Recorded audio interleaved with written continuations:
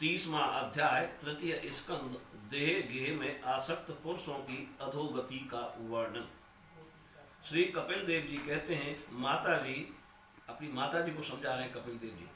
श्री कपिल देव जी कहते हैं, माता जी जिस प्रकार वायु के द्वारा उड़ाया जाने वाला मेघ समूह उसके बल को नहीं जानता, उसी प्रकार यह जीव भी बलवान काल की प्रेरणा से भिन्न भिन्न अवस्थाओं तथा योनियों में भ्रमण करता रहता है, किंतु उसके प्रबल पराक्रम को नहीं जानता। जीव सुख की अभिलाषा से जिस जिस वस्तु को बड़े कष्ट से प्राप्त करता है, उसी उसी को भगवान काल विनष्ट कर देता है, जिसके लिए उसे बड़ा शोक होता है। इसका कारण यही है कि यह मंदमती जीव अपने इस नाशवान शरीर तथा उसके संबंधियों के घर, खेत और धन आदि को मोहवश नित्य मान लेता है। इस संसार में यह जीव जिस जिस योनि में जन्म लेता है, उसी उसी में आनंद मानने लगता है और उस सेव रिक्त नहीं होता। यह भगवान की माया से ऐसा मोहित हो रहा है कि कर्मवश नार की योनियों में जन्म लेने पर भी वहाँ के विष्टा आदि भोगों में ही सुख मानने के कारण उसे भी छोड़ना नहीं चाहता। यह मूर्ख अपने शरीर, स्त्री, पुत्र, गृह, पशु, धन और बंधु बांधवों में अत्यंत आसक्त होकर उनके संबंध में नाना प्रकार के मनोरथ करता हुआ अपने को बड़ा भाग्यशाली समझता है। इनके पालन पोषण की चिंता से इसके संपूर्ण अंग जलते रहते हैं, तथापि दुर्वासनाओं से दूषित हृदय होने के कारण यह मूढ़ निरंतर इन्हीं के लिए तरह तरह के पाप करता रहता है। उल्टा स्त्रियों के द्वारा एकांत में संभोग आदि के समय प्रदर्शित किए हुए कपटपूर्ण प्रेम में तथा बालकों की मीठी मीठी बातों में मन और इंद्रियों के फंस जाने से गृहस्थ पुरुष घर के दुख प्रदान कपटपूर्ण कर्मों में लिप्त हो जाता है। उस समय बहुत सावधानी करने पर यदि उसे किसी दुख का प्रतिकार करने में सफलता मिल जाती है, तो उसे ही वह सुख सा मान लेता है।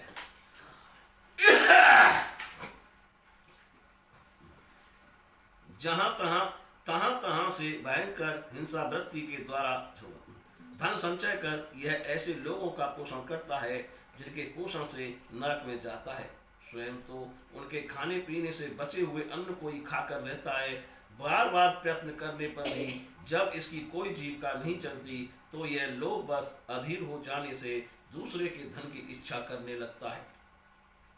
जब मंद भाग्य के कारण इसका कोई प्रयत्न नहीं चलता और यह मंद बुद्धि धनहीन होकर कुटुंब के भरण पोषण में असमर्थ हो जाता है, तब अत्यंत दीन और चिंतातुर होकर लंबी लंबी सांसें छोड़ने लगता है। इसे अपने पालन पोषण में असमर्थ देखकर वे स्त्री पुत्र आदि इसका पहले के समान आदर नहीं करते। जैसे कृपण किसान बूढ़े बैल की उपेक्षा कर देते हैं, फिर भी इसे वैराग्य नहीं होता। जिन्हें उसने स्वयं पाला था, वे ही अब उसका पालन करते हैं। वृद्धावस्था के कारण इसका रूप बिगड़ जाता है, शरीर रोगी हो जाता है, अग्नि मंद पड़ जाती है, भोजन और पुरुषार्थ दोनों ही कम हो जाते हैं। वह मरणोन्मुख मुख होकर घर में पड़ा रहता है और कुत्ते की भांति स्त्री पुत्रादि के अपमान पूर्वक दिए हुए टुकड़े खाकर जीवन निर्वाह करता है। मृत्यु का समय निकट आने पर वायु के उत्क्रमण से इसकी पुतलियां चढ़ जाती हैं। श्वास प्रश्वास की नलिकाएं कब से रुक जाती हैं। खांसने और सांस लेने में भी इसे बड़ा कष्ट होता है। कौन है वो बे? आदमी है। अच्छा। औरतन ने मैं पूछ रही मैंने कि कोई आदमी औरतन ने सब ने तथा कप बढ़ जाने के कारण कंठ में घुरघुराहट होने लगती है। यह अपने शोकातुर बंधु बांधवों से घिरा हुआ पड़ा रहता है और मृत्यु पास के बसीभूत हो जाने से उसके बुलाने पर भी नहीं बोल सकता। इस प्रकार जो मूढ़ पुरुष इंद्रियों को न जीतकर निरंतर कुटुंब पोषण में ही लगा रहता है, वह रोते हुए स्वजनों के बीच अत्यंत वेदना से अचेत होकर मृत्यु को प्राप्त होता है। ज्यादा मोह माया नहीं रखनी चाहिए बच्चों में, इसलिए कहा है भगवान में रखनी चाहिए। बूढ़ा है वो, अब भगवान में ध्यान न जा रहा। बाल ने कहा कर्ज कर रहे हैं, इधर तिला माथे चुरा, यहाँ ते चुरा, ये चुरा, सब क्यों कर रहे हैं? क्या कहाँ में लगेगा आपको? नरक में जाएंगे। जा भेज मोह माया त्याग दो, करो अपने। इस इस अवसर पर उसे लेने के लिए अति भयंकर और रोग युक्त नेत्रों वाले जो 2 यमदूत आते हैं उन्हें देखकर वह भय के कारण मल मूत्र कर देता है।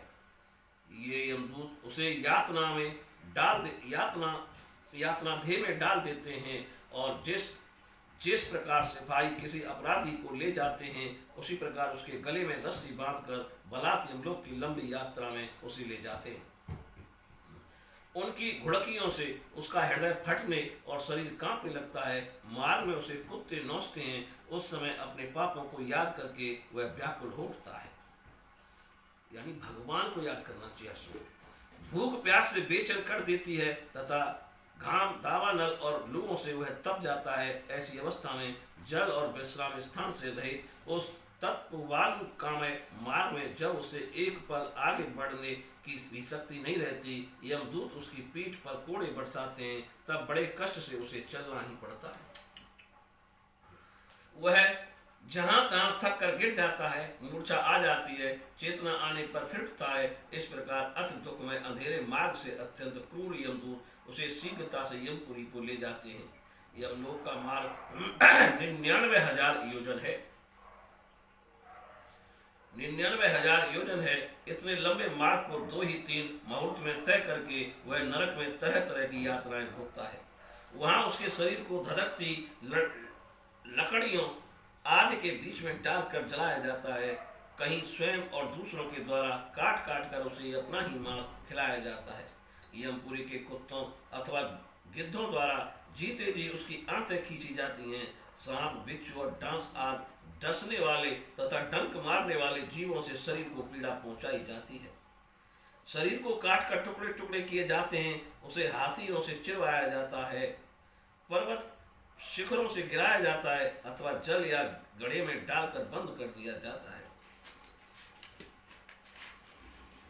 ये सब यातनाएं तथा इसी प्रकार ताम्रश, अंध, ताम्रश एवं रौरव आदि नरकों की और भी अनेकों यंत्राएं स्त्री हो या पुरुष उस जीव को पारस्परिक संसर्ग से होने वाले पाप के कारण भोगनी ही पड़ती है।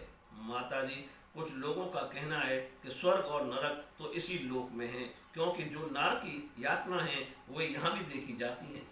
इस प्रकार अनेक कष्ट भोगकर अपने कुटुंब का ही पालन करने वाला अथवा केवल अपना ही पेट भरने वाला पुरुष उन कुटुंब और शरीर दोनों को यहीं छोड़कर मरने के बाद अपने किए हुए पापों का ऐसा फल भोगता है। अपने शरीर को यहीं छोड़कर प्राणियों से द्रोह करके एकत्रित किए हुए पाप रूप पाथे को साथ लेकर वह अकेला ही नरक में जाता है। मनुष्य अपने कुटुंब का पेट पालने में तो जो अन्याय करता है उसका देव बेहद कुफल वह नरक में जाकर भोगता है। उस समय वह ऐसा व्याकुल होता है मानो उसका सर्वस्व लुट गया हो।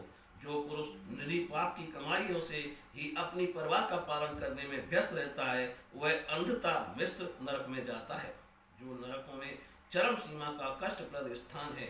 मनुष्य जन्म मिलने के पूर्व जितनी भी यात्राएं हैं तथा कुकरादि योनियों के जितने कष्ट हैं उन सबको क्रम से भोगकर शुद्ध हो जाने पर फिर वह मनुष्य योनि में जन्म लेता है। बोलिए श्री कृष्ण भगवान की जय।